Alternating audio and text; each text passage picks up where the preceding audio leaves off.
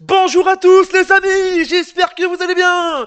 C'est les débriefs de Monsieur AB. Aujourd'hui on se retrouve pour les débriefings entre l'Italie versus la Belgique. Troisième journée de cette Ligue des Nations, nouvelle édition. Vous êtes prêts alors? Bah c'est parti. Avant de commencer, n'hésitez pas à vous abonner à la chaîne YouTube et activer la cloche des notifications pour ne rater aucune vidéo et aucun plaisir. Et mettez le petit pouce bleu pour ce match complètement fou. Mais c'était quoi ce match? Je vous le dis déjà. La Belgique qui a fait une remontada, je vous dis déjà, pour aller jusqu'au 2 partout. On perdait 2-0 face à l'Italie. Et l'Italie qui a eu du mal. Alors je sais que, voilà, je vous dis déjà, la Belgique a eu du mal en général au premier mi-temps. C'est vrai qu'en premier mi-temps, on a été décevant. Mais en deuxième mi-temps, on a été explosif en général. On a été méritant, je vous dis déjà. On a été vraiment remonté, voilà, je vous dis déjà, dans cette seconde période. C'est vrai que moi, j'étais perdu, voilà. Premier but, 1-0 après même pas une minute de jeu. Je disais, c'est fini, c'est fini. Mais j'y croyais encore, je vous dis déjà. J'y croyais à cette Belgique encore. On perdait peut-être 2-0 face à l'Italie, mais on est revenu. Mais il y a des joueurs, j'aurais félicité les deux buteurs.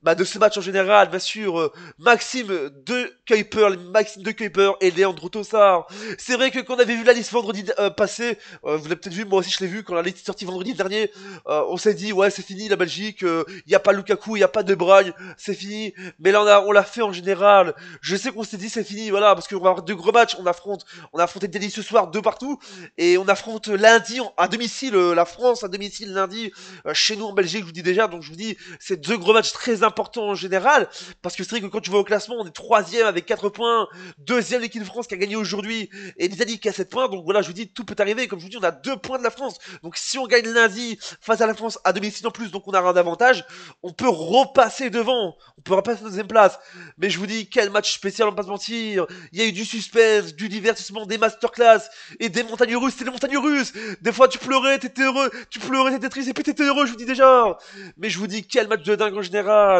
mais je vous dis déjà, l'Italie qui a fait une grosse faute, je vous dis déjà, qui a fait une grosse erreur, parce que l'Italie a joué à 10 contre 11, de la 40e jusqu'à la 96e minute de jeu, jusqu'à la fin du match, je vous dis déjà, mais j'en peux plus, l'équipe était perdue du coup de la Belgique, même si on a fait de partout, je vous dis déjà, on s'est remonté, mais en première mi-temps, on était des flops, je vous dis déjà, on a fait un flop, et en seconde, on était magique, alors sauf en fin de première mi-temps, parce que vous voyez, le but a été marqué à la 42e minute de jeu, on a dû attendre 42 minutes pour être en forme, je vous dis déjà, Maxime de Kuiper, première sélection et premier but en général. Il a des futurs pépites, c'est le futur pépite, je vous dis déjà ce jour-là.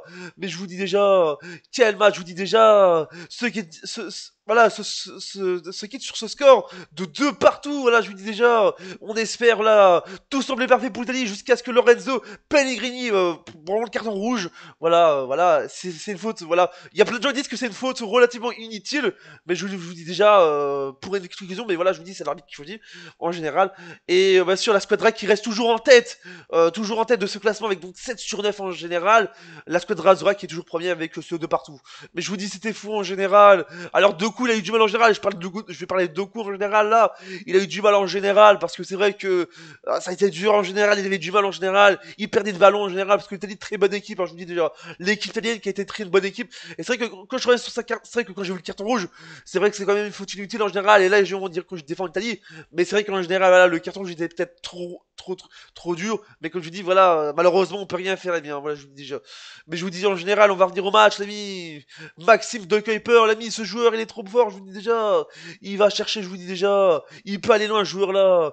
Mais l'équipe avait du mal en général. On a peut-être réalisé une remontada, mais on a été perdu ce soir, je vous dis déjà. On a dû attendre 42 minutes pour revenir, je vous dis déjà. Pour revenir en force. Parce que je vous dis déjà, quand je voyais la tactique de cette équipe de Belgique, je me disais, on va aller, voilà, en général. Parce que d'un côté, il y avait des bons joueurs en général. Du côté d'Italie, on va faire les statistiques de match, parce que voilà, je vous dis, donc, Andrea Cambiaso à la première minute de jeu et Matteo Retegui à la 24e minute de jeu et carte rouge de Lorenzo Pellegrini à la 40e. Du côté de la Belgique, Maxime de Skyper à la 42e et Leandro Trossard à la 61e minute de jeu.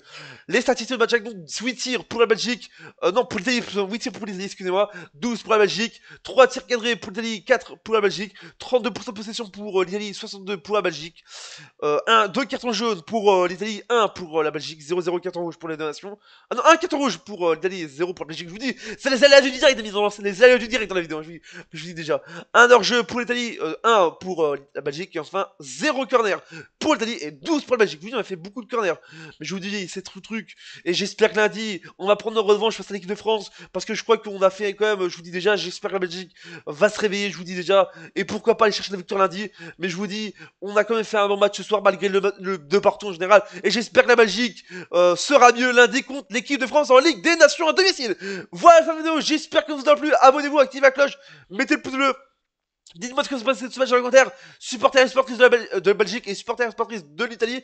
Dans la squadra Zura l'ami. Double ciao. Et n'oubliez pas, Internet c'est magique. Comme la Ligue des Nations. Enfin presque.